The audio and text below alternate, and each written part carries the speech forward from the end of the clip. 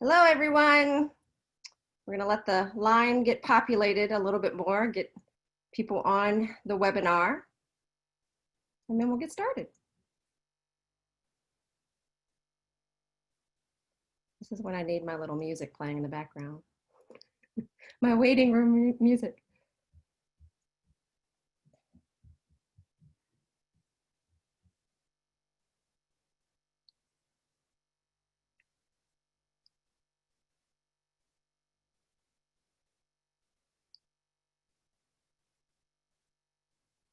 It is just 5:01.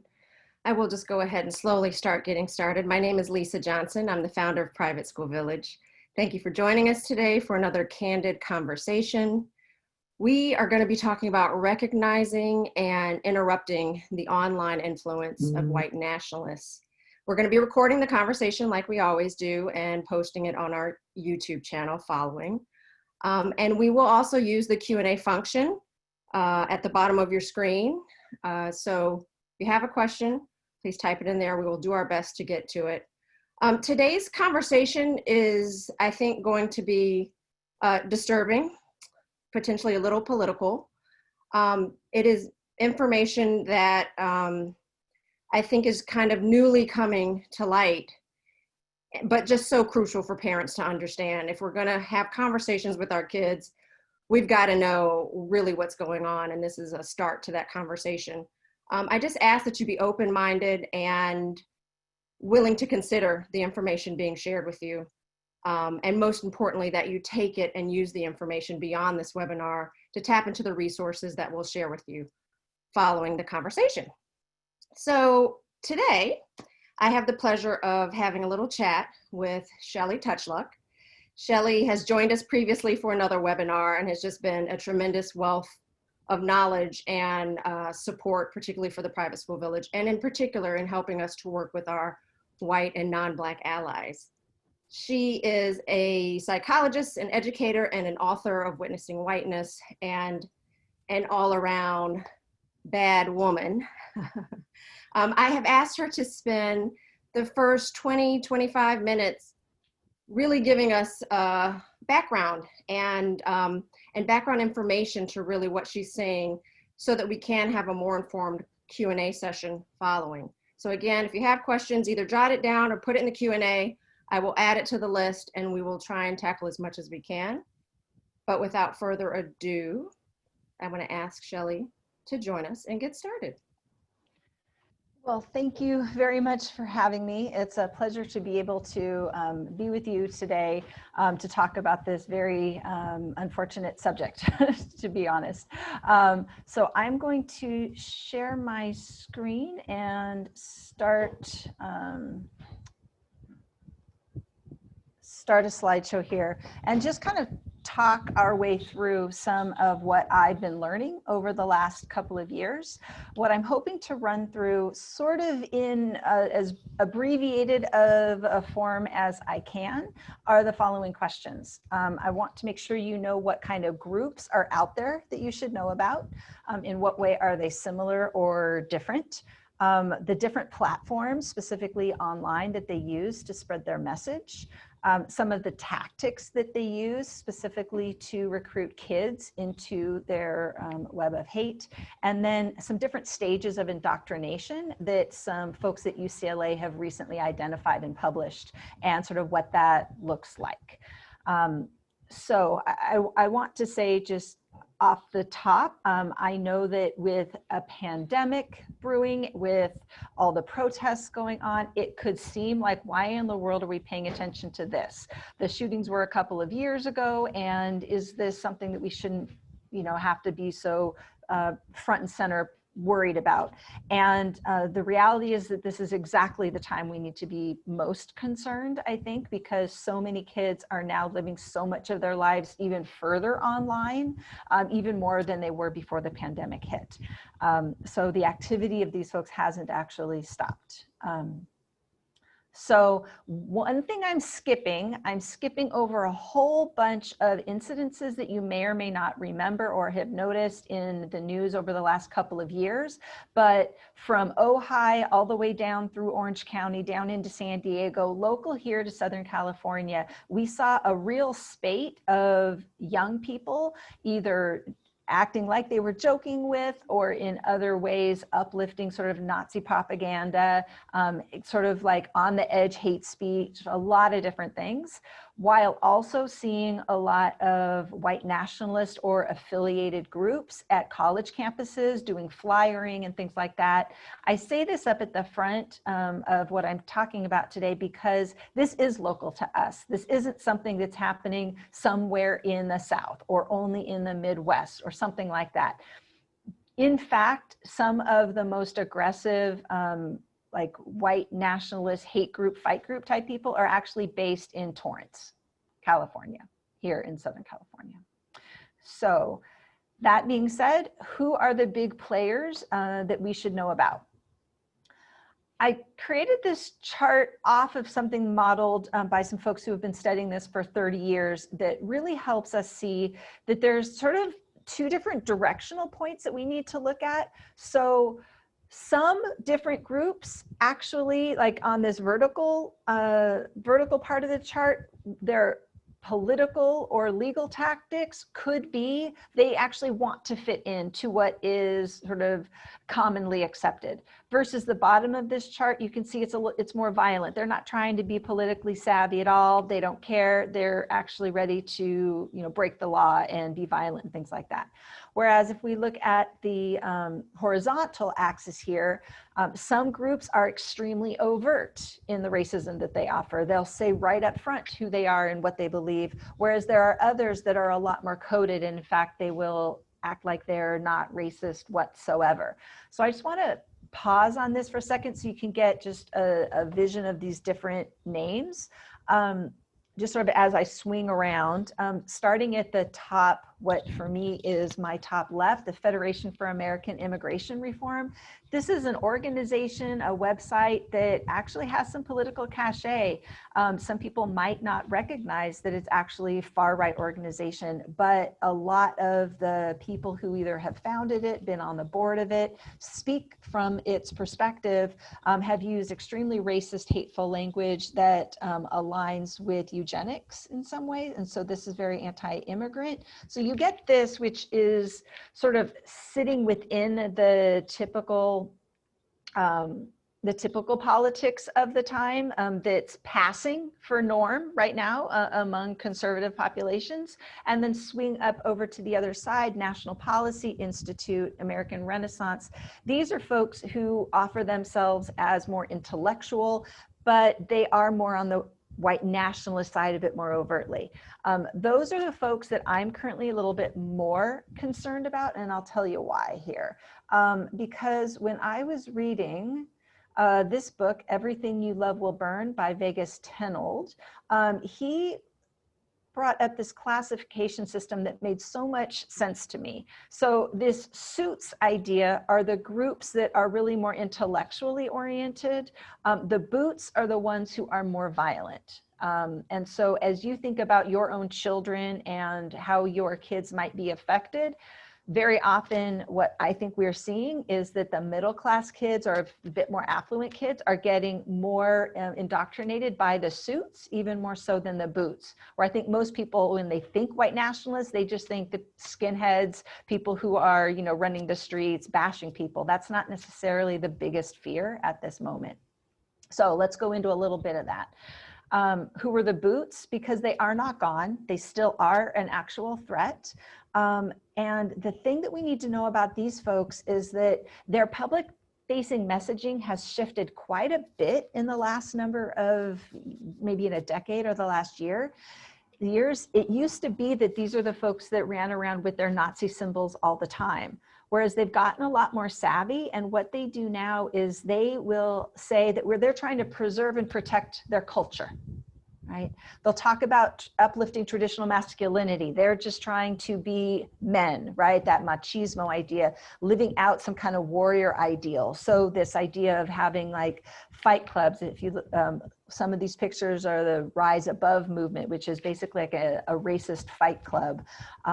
They will claim to be patriotic nationalists that are going to clean up the streets. If you look at this one picture of the graffiti here, it says, "Kill your local drug dealer." The echoes in there and the dog whistles are pretty clear of what they are trying to suggest. Absolutely violent, definitely scary. But the trick is for them, they don't necessarily get a heck of a lot of them that actually show up if they're going to hold a rally, right? The last few years have seen quite a bit of shift. I'll talk about that in a little bit, but thankfully, some of the worst of these folks are currently in jail. So we can be somewhat thankful for that at the moment. The thing is, we do need to understand what the ideology is of these folks. And I'm going to just apologize before I even get going. This is what they think. It's actually far deeper and more complex than even I'm going to share with you.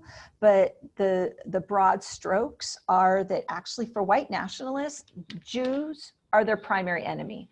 They are in a belief structure where they see Jewish folks as being the primary conspirators of a global effort to take over everything. And they see Jewish people as so smart that they are actually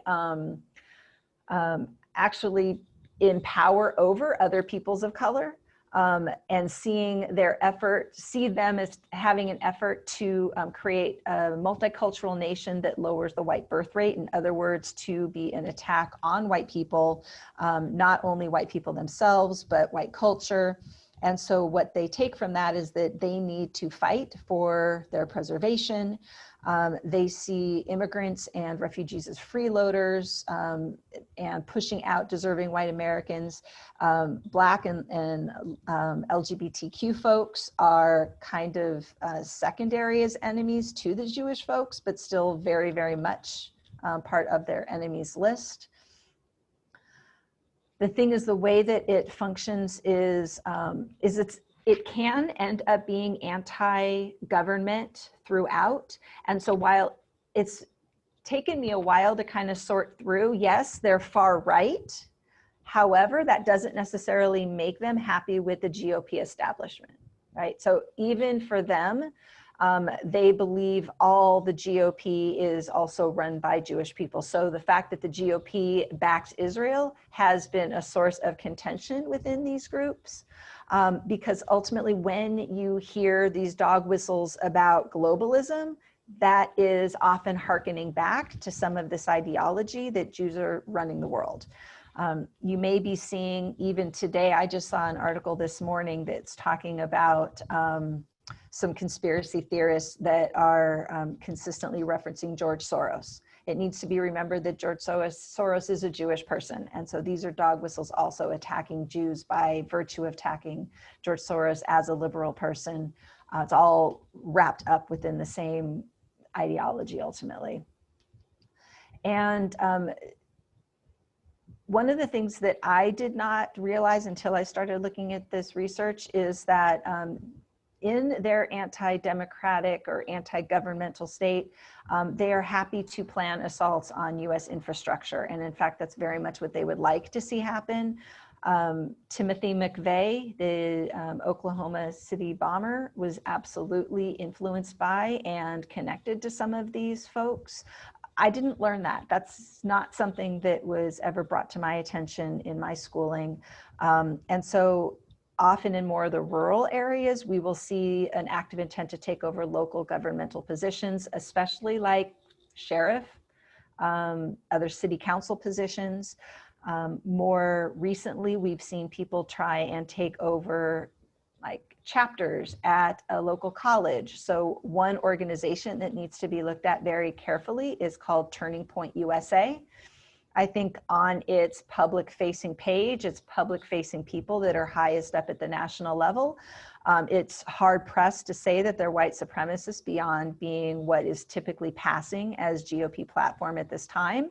However, there have been some people from within the organization who have released some of their internal propaganda that demonstrates that they have been actually trying to infiltrate into campus campus political, groups in order to get white nationalism in and push the agenda from within side.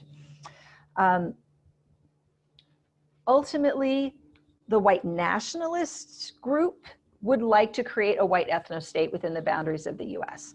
They are of the opinion that the entire idea of a liberal democracy is a problem in and of itself. Some groups within this will argue that they are not white supremacists, they're just white nationalists. And so while it's completely fair to say that this is a distinction without a real difference, they're all hateful, totally true, absolutely true.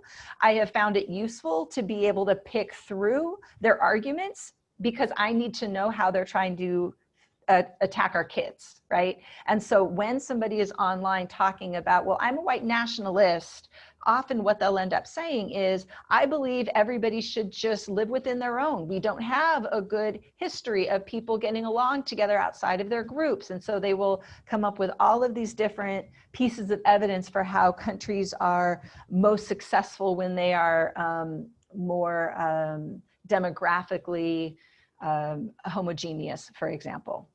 And they will say, well, we're not white supremacists because we're not saying we're actually better than anybody else. We're just saying we're different and we should just be by ourselves. I mean, it's false because, as soon as you go into their chat features, it's exceedingly hateful and they have zero respect for anybody of another group. But you should know that that is what they are trying to do.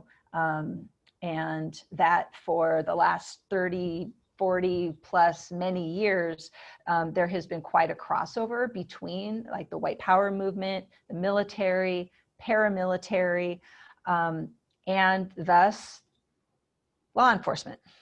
And so that's something that I will return to a little bit later, but this is something we need to be very concerned about, is that if you recall the last maybe 2 to 3 years where there was this spate of mass shootings, those mass shootings, our media typically is prompted to see these things as just like the lone gunman, the crazy person, that person who maybe, caught some, some internet information along the way, but was really all by themselves. When the fact is that they actually preach a leaderless style of organizing, so that they're hiding the fact that there are deep connections and there are, private chat, like platforms where they share this kind of information and support each other to do these sorts of things. There have been cases of active military service members who have broken in and stolen weapons and other things to support these folks, to get training, to all that kind of stuff. So I'll leave that there for a bit. In terms of the recruitment. So what has been scariest to me is that they did make a decision to go underground, to go online. They understand that they do end up having problems when they come out and are more explicit about what they're trying to do. Their primary effort is to attract young white men, specifically who lack a sense of power, a sense of self-esteem, or a sense of community. I mean, just think about how many of our young white, whether it's middle class or not, white kids who are looking around the country and going, is this a place for me? Right? Am I feeling good? Am I feeling in community? This is not about saying, oh, poor kids, but on the other hand, we've got to know that those are the ones who are susceptible. And so they are being sold a bill of goods, being told, hey, come over here. You're actually having a really tough time and it's not your fault. Here's all these people who are set out against you. They specifically go for people who have experienced trauma and suffering without any question. They go to therapy groups and try to recruit people from there. Yes, they do go into online gaming groups and try to pull people in from there. Talk about that a little bit more in a minute. And they are absolutely trying to infiltrate the mainstream without having to say all of the things that they really say to themselves. There's this phrase called pushing the Overton window, which is basically if you can create a dynamic whereby an agenda item you're interested in becomes a mainstream agenda item, that is considered a gateway in for you. The left does it and the right does it. The right has had a lot of success in the last number of years, sadly. So right now, a lot of their propaganda looks like focusing on white pride. It looks like the white victimization. That may or may not be surprising to anybody. What really struck me when I first started looking at this stuff was hearing that they were very specifically talking about targeting people for recruitment who start sentences with like, I'm not racist, but, and that really scared me as a person who works in anti-racist world, because I started looking at, well, I as an anti-racist typically end up being very negative toward people who say I'm not racist, but these folks see them as avid people to be friendly toward and recruit them in. And it's a dynamic that's very, very frightening to me, because I think they've been very successful at turning a lot of people who otherwise at least have the wherewithal to say they don't want to be seen as racist and pulling them down into their dark holes. That's the boots. The suits don't necessarily have a different ideology. It's just that the way they present themselves is really buttoned up. Right? It's intellectual. Some of them have PhDs. They've gone to college. They write in very, very advanced ways that if you're not actually an expert in some of this, you would find yourself being like, wait, what? Wait, I don't know how to argue against this, but I just know it's wrong. And that's what they're counting on. They will use a lot of information to tie together pseudoscience, to tie together cherry-picked data, even false data, but wrap it up in a package that just plain sounds good to a disaffected white kid who's trying to figure out the world and being told that they're being preyed upon, that everything's unfair, but in fact, they're the ones who evolutionarily are genetically superior. And that is what their position is. And by the way, they will quote Martin Luther King Jr. in doing so. And that is the part that will just flip you over if you read any of this stuff. But the thing is, they do all of it, while trying to distance themselves from racism. And they will even adopt the language that anti-racists use. So they call themselves racialists or race realists or identitarians. We're just looking at our identities, or we're just being realistic about race. We're just looking at the terrain and understanding we're all just different. We just have to be honest about it. This isn't about making anybody bad or wrong or making anybody less than. We're just looking at what the data says. And the data says white people are superior. That's where they end up going ultimately. So the intellectual argument part also ties in with what we're seeing on a lot of college campuses, and I would say dipping down to a lot of what high school students are probably accessing or being exposed to, are these kinds of images, this sort of claim. Like, white people are victims of discrimination. Now, that's not new. I know that's not new, but the way they're doing it is a little bit subtle.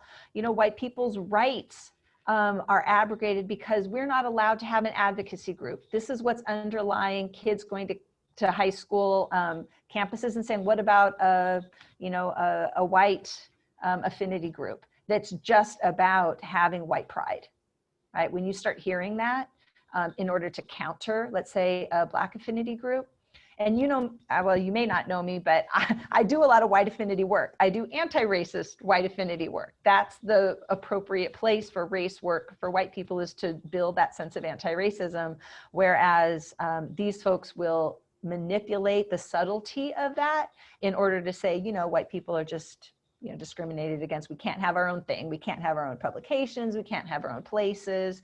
But why do you, as, you know, Black folks get it, that kind of thing. Ultimately, this is a far more powerful tool than we would like to believe. And here's the thing, here's where they go with it. White nationalists are very clear that they think in order to get an ethno-state, they're going to need a race war. They've got all sorts of ways of talking about it. They will call it a race war. What we are seeing, and here's where the Venn overlap comes in. You may have seen it, it may have passed by you in the flood of information that's coming to us all the time, but all these folks who are out there in their paramilitary gear talking about their Boogaloo Boys or Proud Boys or 3%ers, all these different paramilitary groups, they will say they are not white supremacists, they will say they are not white nationalists, but there is enough overlap that is exceedingly dangerous. There are some members, and they're obviously in a position that is friendly to one another, so that it's hard to even tell them apart sometimes. So let's get back to the kids. Here's what we want to watch out for with the kids. White nationalists and their ilk have been trying for a long time, but more effectively now, to essentially question the value and validity of a multicultural society. Like actually questioning the very root of what my generation, and possibly you all, if you're kind of in that middle age range like I am, I grew up knowing that the civil rights era was a good thing. That Civil Rights Act was a good thing, that the immigration reforms that allowed people to come into this country after 1964 was a good thing. These folks are saying, you know, we need to really reconsider that. I mean, you know, this liberal democracy thing isn't really working. Is that really the way we should have gone? What about the 1924 immigration law that had quotas? Isn't that really the better way to go? And I will tell you that it stunned me when I saw President Trump at a podium saying, well, you know, that 1924 immigration law, that wasn't so bad. Why don't we go back to that? And for people who don't know our immigration history really well, that just flies over our heads. But for these folks, they know exactly what's happening. And it's all a nod toward undoing the faith in us actually working toward a diverse community and believing in it as a viability. So there are websites, there are a lot of manipulative propaganda that seeks to undermine the idea of equality in and of itself. And so boots in the suits, they all are believing ultimately the same thing around that, but it's this suits part of it that really freaks me out, because a lot of these groups present themselves this way, right? So here we have a bunch of college kind of kids who can actually now see themselves not just as, you know, guys in, you know, the, you know, skinhead groups that don't necessarily have a future ahead of them, but these folks can see themselves as going and working for Breitbart someday. You know, they see an active potential to be politically aligned and successful in today's environment. And so I think that makes them more dangerous in terms of the recruitment. So the platforms, sorry I'm talking so long, but let's quickly talk about how are they reaching our children. So Jessie Daniels wrote an amazing book. It's not that new, but she talks about different websites that are basically false websites. They're trying to send messages that are not at all accurate. And these days it's a lot more memes. I'm going to get off this page in just a minute, but I need to say this article about what happened to Dylan Roof is a really important one, because it sets up the truth of what's happening for a lot of young people, which is he was in search for trying to figure out what was going on in terms of the Trayvon Martin shooting and George Zimmerman being exonerated, et cetera, et cetera. And what happened is he ended up landing on some memes. I think I decided not to, right, I decided not to show you, it's too triggering. He ended up landing on memes that basically give sort of a manipulated version that a lot of people have seen of statistics about black on black crime being so much worse than white on black crime, and that black on white crime was actually far worse than any other. And so he took that, followed it down a rabbit hole, and spun it into him becoming who he ended up becoming to take the actions that he did. And I will say what I skipped. I'm not sure how many of you remember a couple of years ago when the nursing student from San Marcos here in Southern California near San Diego ended up killing at least one person, maybe a couple of folks down there outside of a synagogue. There's an important quote from him. He said that he had just started going online about a year or so prior and could not have ever seen himself doing that kind of thing until 6 months, until he went down the rabbit hole and ended up shooting somebody. So it is really scary. It is really a problem. But here's where it starts. It starts with the various influencers that might not be avowedly white supremacists, but start to set up a narrative of people are too politically correct. The cancel culture idea, all the idea about, you can't say anything anymore. Everybody's policing your words. All of these different voices, Instagram, 4chan, 8chan, even Facebook and Twitter and all of their groups. There's a lot of fringe folks on there that pull people into a sense of, I guess, how do I want to put it? Basically a desensitizing to joking hate speech kind of stuff. This is an important slide, so I'm going to linger here for just a second, because this is where it really ties together the difference. A few years ago, we started hearing all about the alt-right. The alt-right is where all of the white supremacists and white nationalists really live in terms of their absolute desire for a more authoritarian, white identity, avowedly racist place. Very, very large is this alt-right thing, which is still far right, but they have different language around what they're doing. They try to avoid the race piece of it pretty hard. The problem is that these folks, even if they're not actually white supremacists, they end up being the recruitment ground.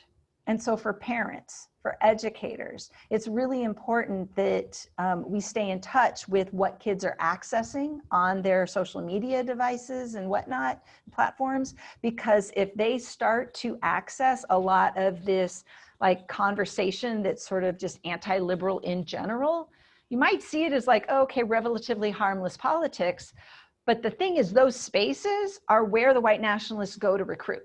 So that's the relationship there. It's kind of like a conveyor belt. I'll say slightly more about it here, because the alt-right isn't just one thing. There's all these different groups that all end up functioning the same way. Far right libertarians, some people who have been actively and knowingly targeting kids as young as 11. Conspiracy folks. Right now I've got Alex Jones up there. Thankfully, he's been deplatformed. There's been a lot of work to try to deplatform some of the worst offenders. There's still enough out there and it's growing, so we still need to be cautious. But 4chan, 8chan, Reddit, a lot of scary stuff on there. And then I would put the QAnon people on here too. The conspiracy crowd right now, I think QAnon is the biggest one being talked about.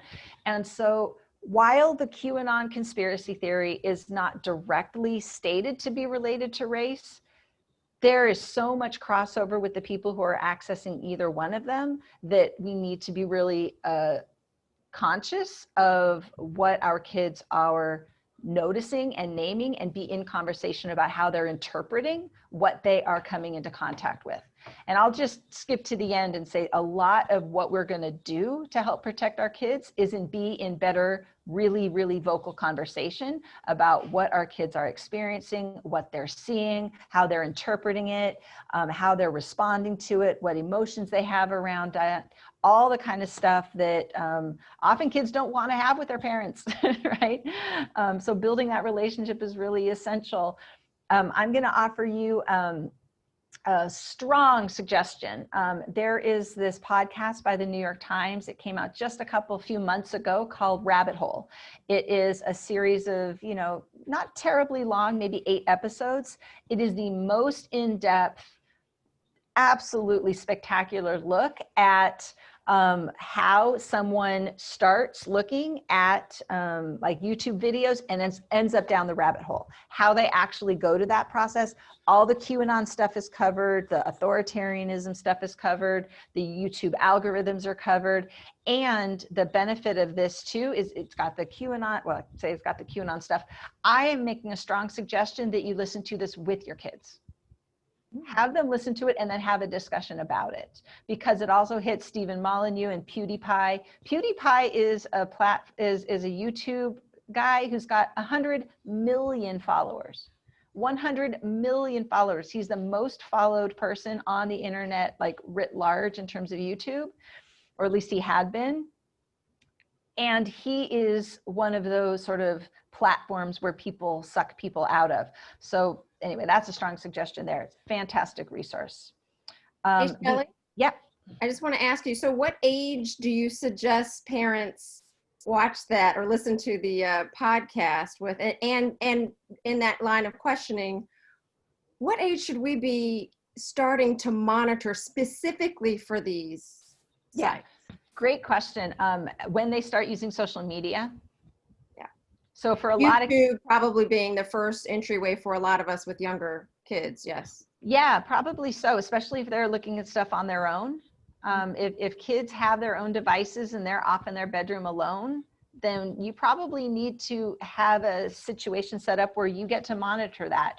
The person that has been most influential for me, and I think I'm going to get to her in a little bit, a local woman named Joanna Schroeder wrote a fantastic piece about a year ago. It all went viral, and I'll show you her article. She gives some very good tips about like how to actually have that conversation with your kid to just like set it in motion. Like, yeah, I'm going to need to know what's going on. Hey, what are those things that you like there? How, what are the avatars your friends are using? Why is that funny? Just actually engaging in that conversation to see where the kids' mental mentality's at. It's not about trying to shut something down. And I wish it was as easy as just saying, keep them off of a particular platform. Right. It's not. It's really about staying in close connection to the kids. Did you have another question? No, keep going. All right. In terms of yes, but not now. In terms of the online recruitment, they do prey on isolated people. They definitely prey on young men who are having trouble, especially with girls, right? Feeling lonely, feeling like they're not getting what they want from the kind of girls they want to get stuff from. And take a look at this slide and you can see these different names. I think it's worth looking up who these different groups are. Pickup artists, incels, men going their own way, Proud Boys. All of these are men's groups, some of whom will market themselves as just like social club for men to help men, feel good about themselves kind of thing. The pickup artists will basically say, yeah, we're trying to, help you pick up girls. And they might actually think that that's what they're doing. The thing is, white nationalists go to those places, start with, yeah, don't you hate it? Women are such X, Y, and Z, and they'll connect with them on misogyny. They'll connect with them on a shared sense of not being treated well. And once they've got a kid interested in, yeah, I don't feel like I'm being treated well. Yeah, women are really trash. Yeah, this whole society really is unfair to me as a young man. Yeah, in fact, it's really unfair to me as a white young man, right? And so the relationships start to form, the friendships start to form, and by the time the kid actually understands that this is a white nationalist, they've been pulled down into their terrain. So this quote really impacted me here at the bottom. Many young men join these online groups in hopes of learning tips to pick up girls, and they end up believing it's up to them to save Western civilization. I have to admit, I started all of this just thinking, okay, we need to hit this directly. And, I took a little bit of a step away from doing some of the DE&I work, just for a while. And I've actually come full circle. I believe even more now than I ever did that the traditional what schools need to do for the diversity, equity, and inclusion work is the thing that has to happen. The pushing of empathy from the beginning. And when a kid is pushing back against the DE&I work, that right itself actually is a marker of trouble. It means that kid is feeling disempowered in some way, and something needs to happen to help that kid feel part of a community, or else they are susceptible. In terms of some tactics, you might have heard this term red pilling. The left kind of has used it too. It comes out of the Matrix. It's the idea of, take the red pill and you can see what's really going on. It's like the revealing of the truth, right?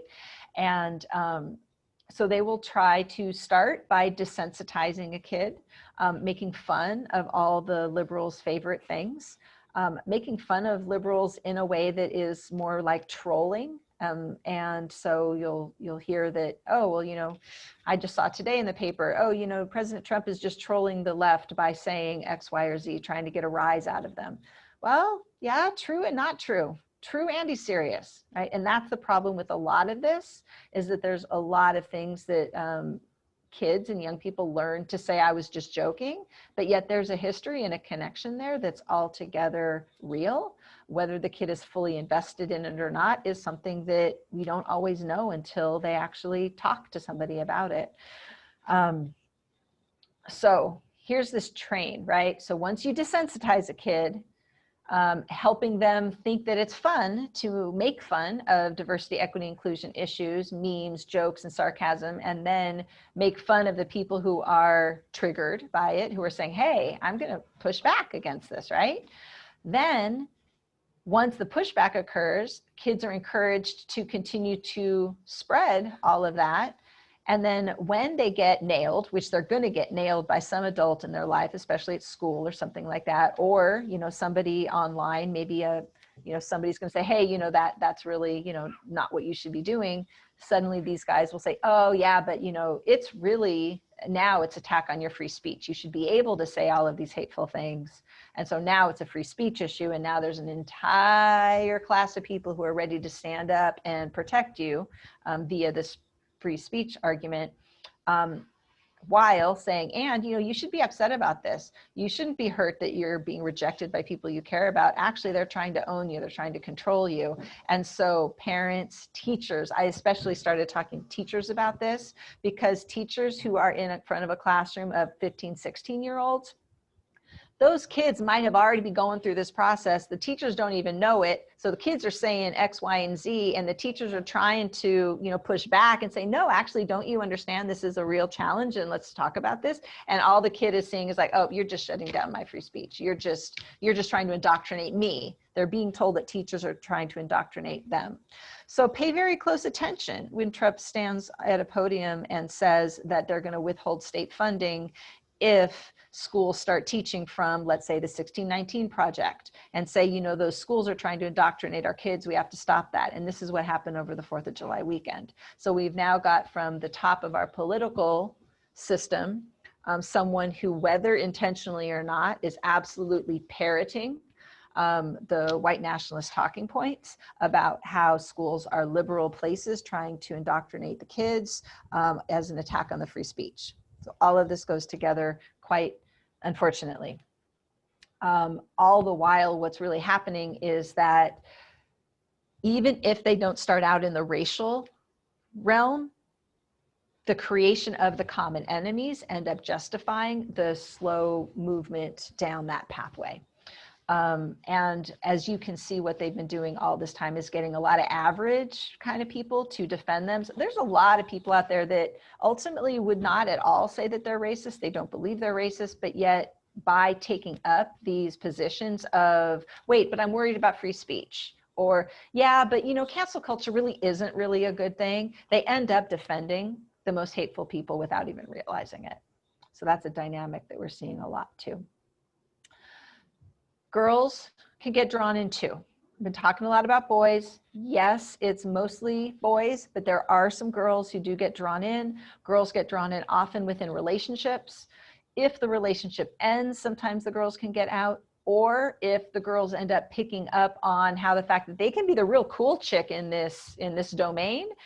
There are women who have started podcasts. Once they get really, really popular, then they might end up feeling the misogyny come back at them, and that can push them out. But we also need to be careful of the girls and how well they are able to interpret all of this stuff too.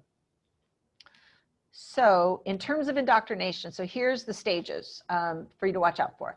So adolescence, super susceptible. Why? Because the teenage brain is all about the development, and there is an area of the brain that is absolutely on overdrive in the teenage years called the insula. Turns out that's the area that is responsible for us learning about, like, not learning, feeling connection with other people. In overdrive, the same sort of like brain process that causes a teen to go for, you know, being a vegan or deciding that they're going to save the gorillas or any of those really passion projects that teenagers feel, the same brain mechanism can allow a young white teen to get sucked into this kind of thing and feel like they're actually fighting to preserve their culture or to preserve their community or what have you. So this is a deep process that's not just a simple change your mind about something. It's not just about facts and figures. It's really about feeling a deep connection, because this is kind of a brainwashing sort of situation. And so the extreme empathy is just going in all the wrong directions. So what to watch out for, parents. First thing is the accidental absorption. I would say almost all kids are coming across all of this sort of stuff, all of these expressions of hate on social media. It's really hard to avoid it.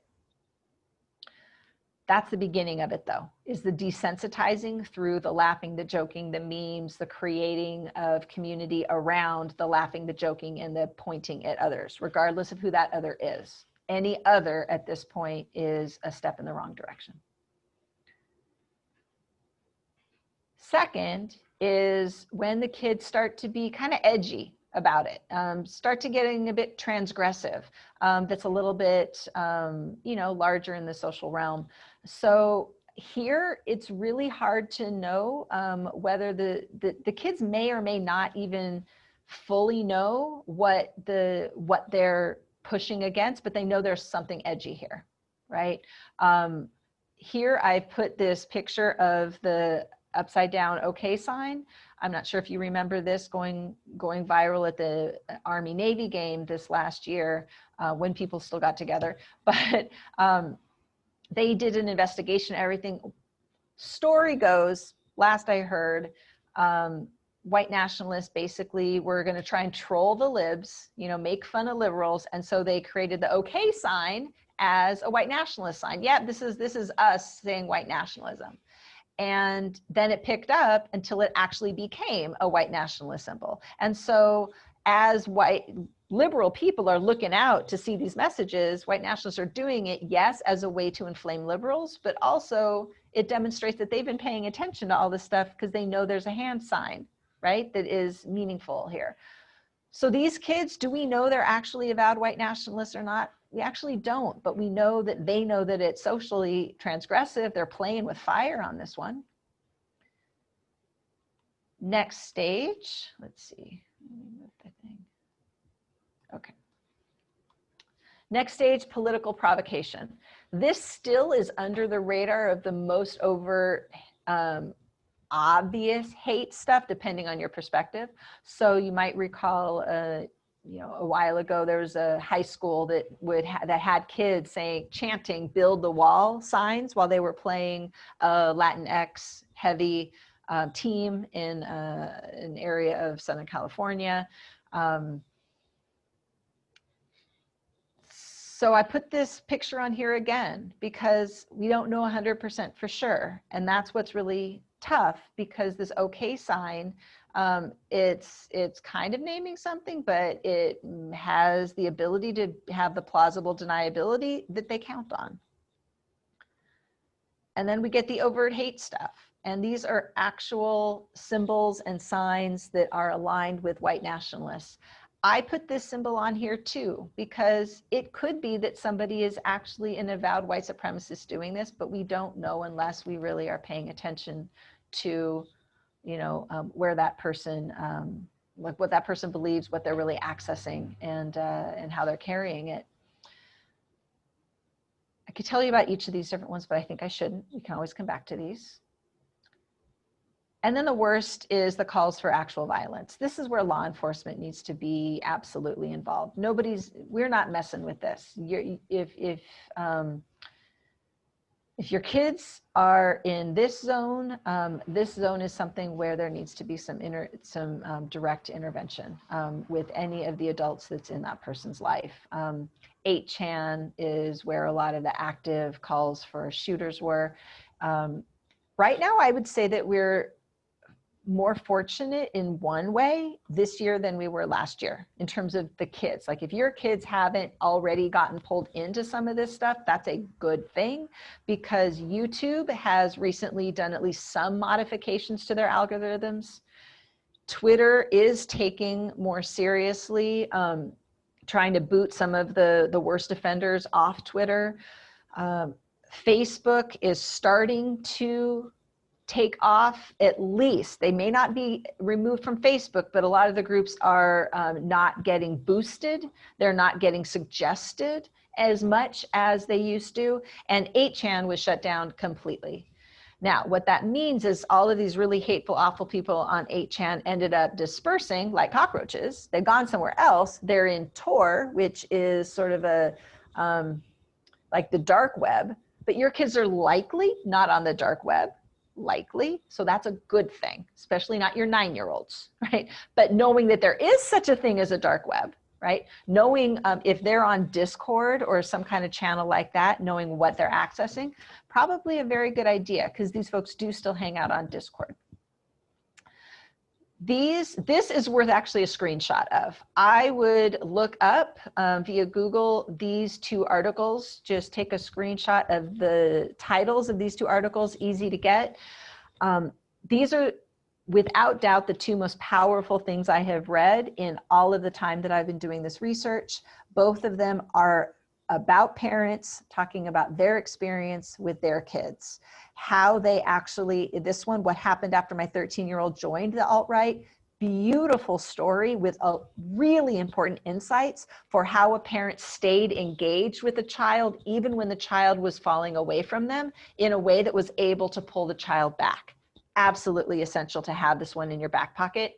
And then the racists are recruiting, watch your white sons. So when I was referring to earlier, this woman is spectacular. She's like a social media guru. She really understands how social media works. So she's looking over her child all the time. And her best advice for parents is, don't be a dictator when it comes to social media. Don't approach this about rules and about shutting it down. Approach it like you're a conspirator. And her best top tip that she gives is this: help your child know that these people are manipulative and that your kids are smart, that they are not going to fall for it, that they're too smart to fall for that kind of manipulation, and become knowledgeable enough to look out for it and talk about it. Hey, do you see that? What do you think they're trying to do here? You know, and so help you be on their side as opposed to letting them get pulled into something where you become the enemy, if that makes any sense. Hey, Shelly, Yep. You just mentioned Discord, Mm-hmm. and I think it's really important maybe to elaborate a little bit on what that's I think it's a site and a tool that a lot of parents, I only know what you're talking about because I signed up for to comment on something, and I realized, oh, this is a Discord related platform, which seems to be really linked to a lot of social media sites. But Discord is not a platform that I know very well at all. Let me just be honest, I'm happy to be in this conversation with you to share all of what I know, but I'm not a parent either. And I hate social media. And I say that only because I'm not the expert on this. But I would, yeah, go ahead. Oh, you could hear me take that breath? That's interesting. I see you taking that breath. But I was going to ask, so whether it's Discord or video games, I mean, you left a list earlier with some of the social media sites that, you know, you're seeing, I guess, be the most offenders.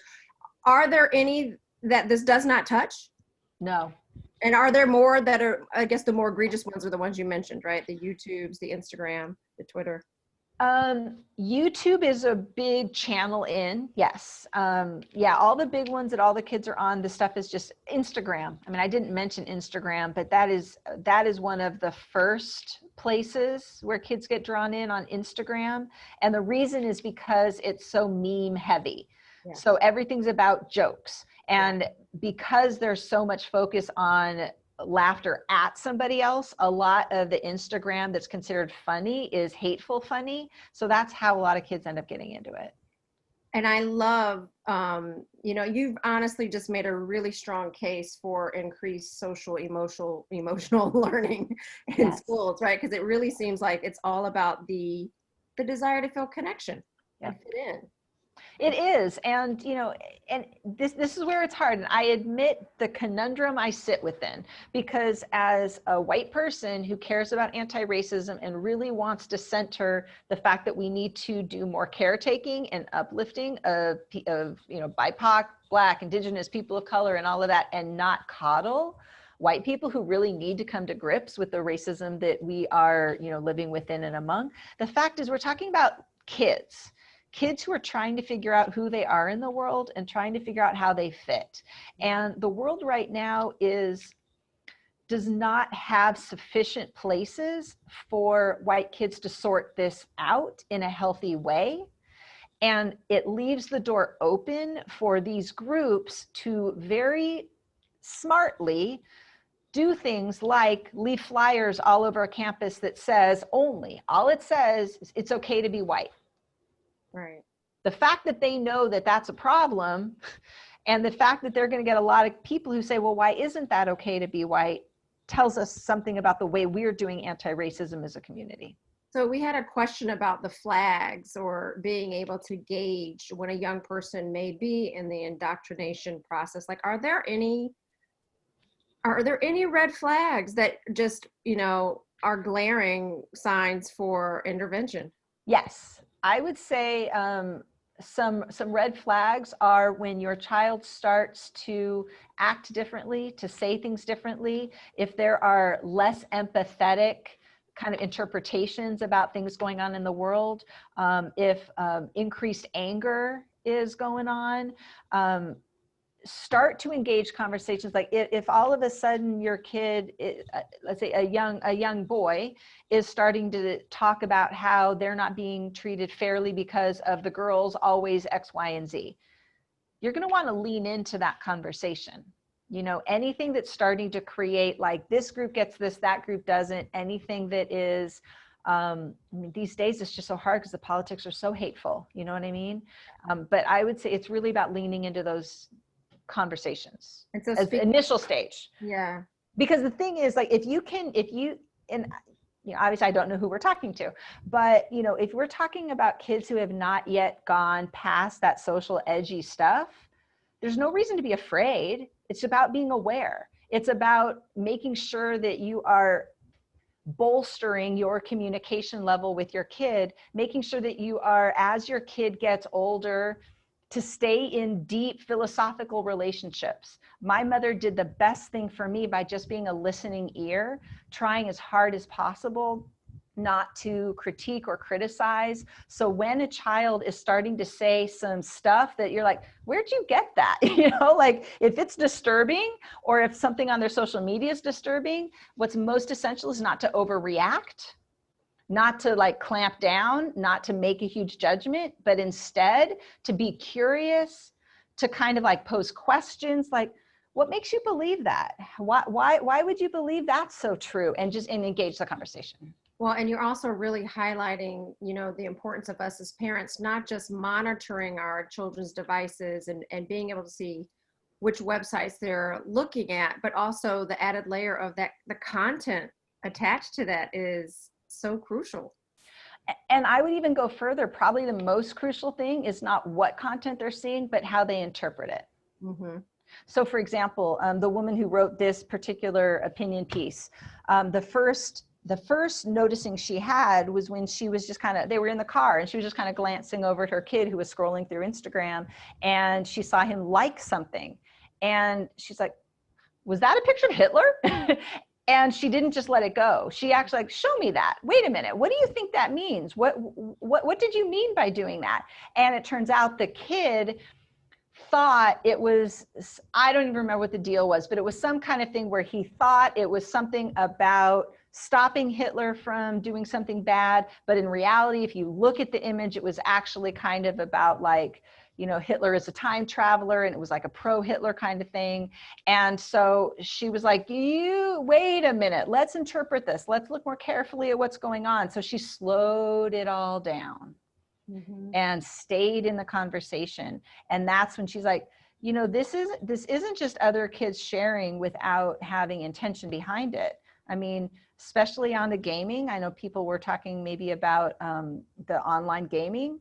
There are actually these folks who will, yes, start by just being really aggressive with their speech in online gaming. But once on there creating the relationships, there are adult white supremacists who will befriend kids. And so, hey, who are you playing with? You know, okay, so they're playing online games. Okay, so they're playing online games. Are you allowed to be in the room when they do it? Are you allowed to hear? I mean, I say it aloud, but like, do you ever sit in and say, oh, I'd like to hang out and listen? Yeah. You know, or are they allowed to be by themselves with their earphones on only, and you have no idea what's actually going into their brains, you know? So that's some things to think about. So I have 3 more questions I really want to get to, and we're at 6 o'clock. So I'm going to plow through. I don't know how much more material you have. Oh, I was probably kind of at the end. I think I wanted to share this, take a screenshot of this, everybody. This is a really good hot tips for parents. It's a Twitter thread of like 25 different tweets here, but she is a former white supremacy type of person, and she breaks down some more information for you. Oh, interesting. So if Yeah. you'll also share these links with me, I will certainly pass them on and post Okay. them on the website as well. The only other thing I was going to say is that, and I do feel the need to say it, is we need to watch out really carefully for what's happening on politically right now. I've passed over it, but the race war thing and the Civil War thing is a real fear. I'm just going to say, let me make a strong suggestion that if you want the fuller presentation, which is even much longer and more detailed than this, there is a link that Lisa will send out that is to a series of videos that I've posted to YouTube.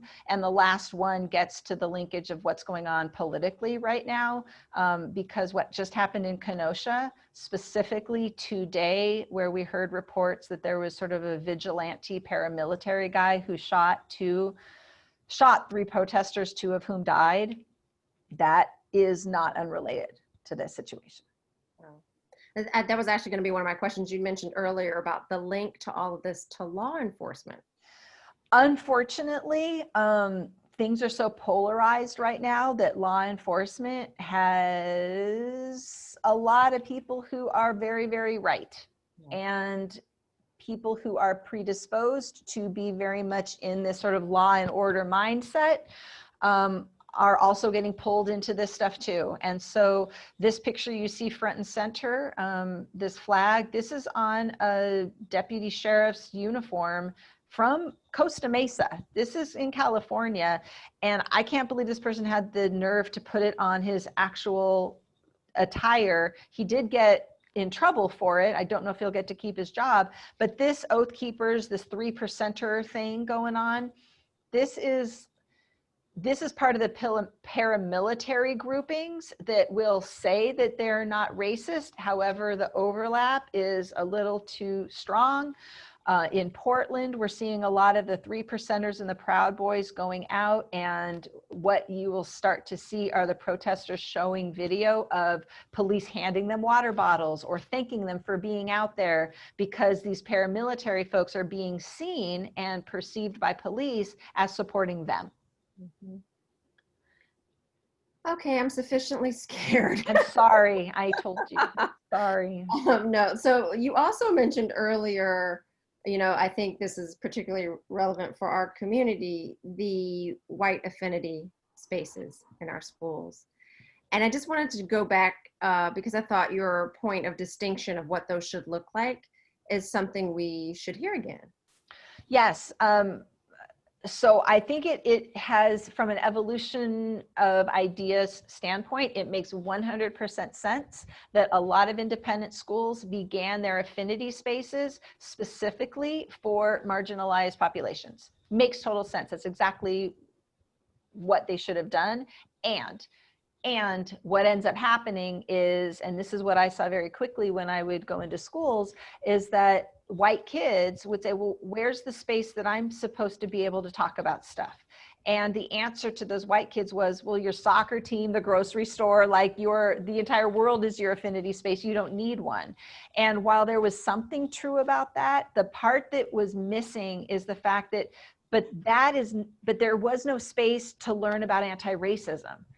That's the affinity space that's needed, because when a white person is trying to do anti-racism, the pushback is coming from all our community all over the place. So we need a concentrated place where we can really develop those skills. And so that's where an anti-racism type of white affinity group can be extremely useful, which is why I've been part of AWARE for so long.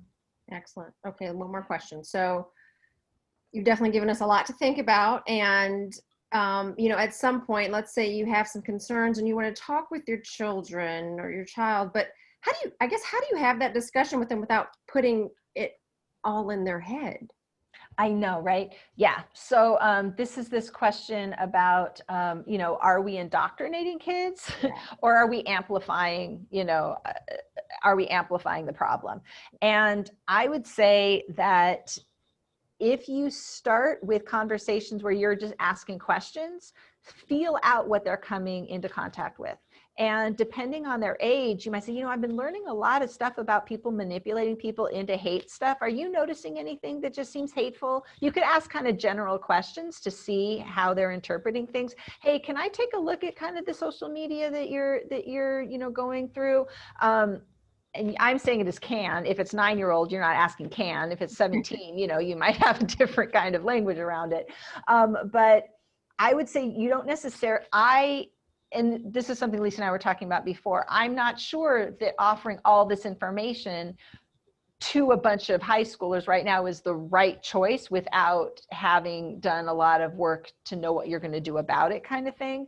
So I would start with just asking questions to get a sense of knowing what they know, what they're being influenced by. And then you say, well, let's take a closer look at that, Excellent.